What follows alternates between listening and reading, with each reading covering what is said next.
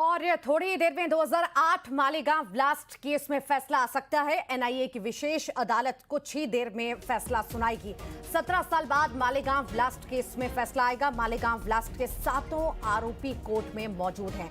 साध्वी प्रज्ञा समेत 7 आरोपी कोर्ट में मौजूद हैं। 29 सितंबर 2008 में मालेगांव में 6 लोगों की मौत हुई थी और उसी मामले में आज फैसला आना है।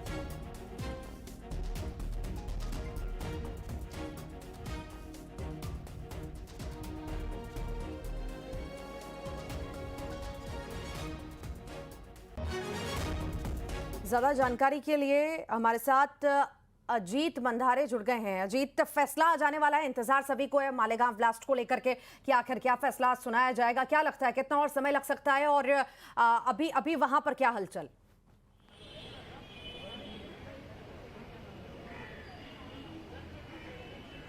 बस कुछ ही देर में मालेगांव ब्लास्ट 2008 ये जो मामला था, इसमें जो निकाल है वो थोड़ी देर में आएगा, क्योंकि अभी जो आरोपी थे उनको कोर्ट में पेश हो चुके हैं। उनकी एक प्रोसीजर होती है जिनके खिलाफ ये सब मुकदमा चलाया गया है। उनको वहाँ पे आने के बाद उनकी पूरी वहाँ पे नोंद की जाती है। उसके बाद जो फैसला है वो सुनाया जाएगा। थोड़ी देर में ये फैसला जो है वो सुनाने की प्रक्रिया जो शुरू हो जाएगी। मैं आपको कोर्ट के बाहर का ये सब नज़ारा देख रहा हूँ कि किस तरह से ये जो मामला आज ये जो केस का जो फैसला आने वाला है, इस कारण पूरे कोर्ट परिसर में स्पेशली जो ये कोर्ट का फ्रंट जो प्लेस है वहाँ पे पूरा खाली कराया गया है।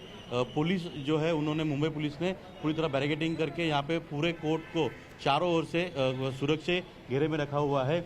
इतना ही नहीं, थोड़ी देर पहले यहाँ पे कर्नल प्रसाद पुरोहित जो इस मामले के सेकंड प्रमुख आरोपी है उनको यहाँ पे लाया गया। वो कर्नल है, इसलिए पूरे जो मिलिट्री के जो सैन्य के जवान हैं उनके साथ पूरे उनकी सुरक्षा घेरे में उनको यहाँ पे लाया गया। और 7 आरोपी जो है अभी ऊपर वहाँ पे कोर्ट में पेश हो चुके हैं।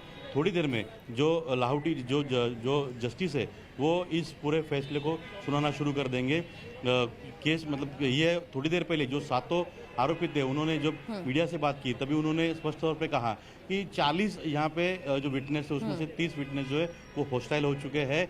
जो बाइक थी जिस पर से पूरा ये मामला सामने आया उसका ना चेसी नंबर है, ना इंजन नंबर है किसके नाम पे, ना उसके कोई डॉक्यूमेंट्स है। उसके बाद ये जो मेन जो आरोपी है उनका जो कहना था कि नार्को टेस्ट वो उनकी सबकी की गई और वो नार्को टेस्ट सही मतलब उनके हिसाब से सही आई थी और वो निर्दोष थे, इसलिए उसको कोर्ट में पेश नहीं किया गया। और ये पूरा मामला एक राजकीय षड्यंत्र के तहत इसको पूरा फिट किया गया था और आरोप जो है वो लगाए गए थे। 17 साल से इसमें दो लोग, जो एक कर्नल है एक मेजर है जो भारतीय सेना से है और दूसरे जो है वो हिंदू संगठन से जुड़े हुए हैं। तो इसको पूरा मामला जो है वो 2008 से ये सब शुरू है। और इसी मामले के बाद भगवा दहशतवाद ये वर्ड जो है भगवा दहशतवाद ये वर्ड सामने आया था, जबकि तब के जो गृह मंत्री थे सुशील कुमार शिंदे, इन्होंने जो सदन में जब इसके बारे में ये केस के बारे में वो अपनी राय रख रहे थे उस दौरान उन्होंने ये शब्द का प्रयोग किया था भगवा दहशतवाद, और तब से इस शब्द का प्रयोग किया जा रहा है। और उसी केस के मामले में आज मुंबई के विशेष न्यायालय में, विशेष एनआईए न्यायालय में इस केस पे फैसला आने वाला है। बाकी फैसला आने वाला है, ये आखिर हम इसे कैसे देखें? चूंकि हम पहले भी देख चुके हैं कि बार बार ये फैसला टलता चला गया। 3 जांच एजेंसियां हुई, 4 जज हुए, वो बदले जा चुके हैं। मई में फैसला आना था, फिर जुलाई 31 तक पहुंच गया। आज भी कुछ ऐसा होता हुआ नजर आ रहा है क्या?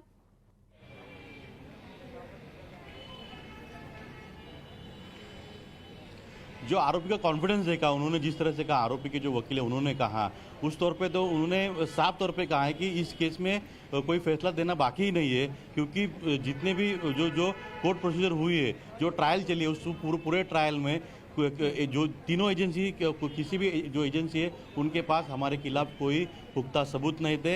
एक तो यहाँ पे जो आरोपी के वकील रंजीत सांगले, उन्होंने यहाँ तक कहा कि 12 में से 5 आरोपी को तो एनआईए ने क्लीन चिट दी गई थी, उसमें साध्वी प्रज्ञा सिंह इनका भी नाम था, लेकिन शुरुआती के तौर से उनके ऊपर जो गंभीर आरोप लगाए गए हैं इसके लिए विशेष एनआईए न्यायालय ने उनको इसमें आरोपी कायम रखा है। हो सकता है आज उनके ऊपर भी फैसला आ जाए, लेकिन ये सारा मामला जो है जिस तरह से कोर्ट में ट्रायल चल रही थी, एक एक करके 30, एक दो नहीं 30 विटनेस जो है हॉस्टाइल होना, जो बाइक है उसकी कोई डॉक्यूमेंट्स नहीं मिलना, इनके जो आरोपी थे उन जो एक्यूज थे उनके जो जवाब लिए गए उसमें भी कहीं भी कॉन्ट्रडिक्ट पाया गया था। ये सारी चीज़ें जो है कोर्ट में उन्होंने पेश की थी। बहुत सारे जो आरोपी इसमें ऐसे जो खुद अपना ही आर्गुमेंट कोर्ट में कर रहे थे और खुद अपनी दलील जो है वो कोर्ट में रख रहे थे। तो उनका कॉन्फिडेंस देखते हुए यही लग रहा है, और जिस तरह से ट्रायल हुई है यही लग रहा है कि इसी केस में इसके पहले भी जो आरोपी पकड़े गए थे उनको बरी किया गया था, और इसमें भी यही हो सकता है। ये अभी तक के पूरा जो सिनेरियो यही पूरा केस में जो खड़ा हुआ है, जो ट्रायल के बाद खड़ा हुआ है, और जो आरोपी इतने कॉन्फिडेंस से कहते हैं उसमें भी यही लग रहा है कि इनमें से जो ज़्यादातर आरोपी है उनको बरी कर दिया जाएगा। 17 साल का इंतजार खत्म होने जा रहा है, हम ये माने। कुल मिलाकर के ऐसी स्थितियां बनती हुई नजर आ रही हैं। अब अभी तक कोर्ट में कौन कौन पहुंच चुका है? जो 7 आरोपी बनाए गए थे वो क्या सभी पहुंच चुके हैं?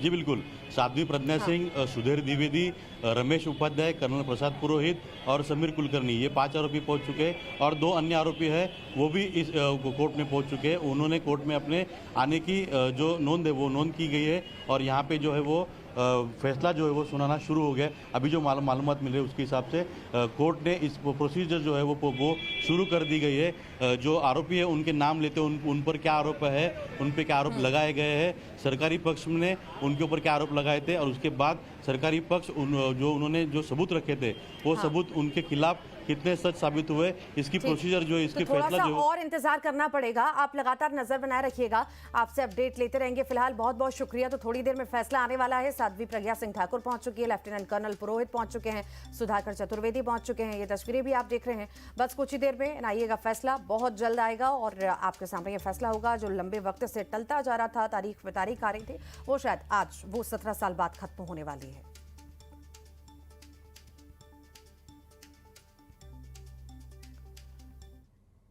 छतरपुर में जमीन विवाद में किसान की पिटाई कर दी गई। दबंगों ने किसान की जमकर पिटाई की, लात घूसे बरसाए, लाठी डंडे मारे। किसान की पिटाई का एक वीडियो आया है।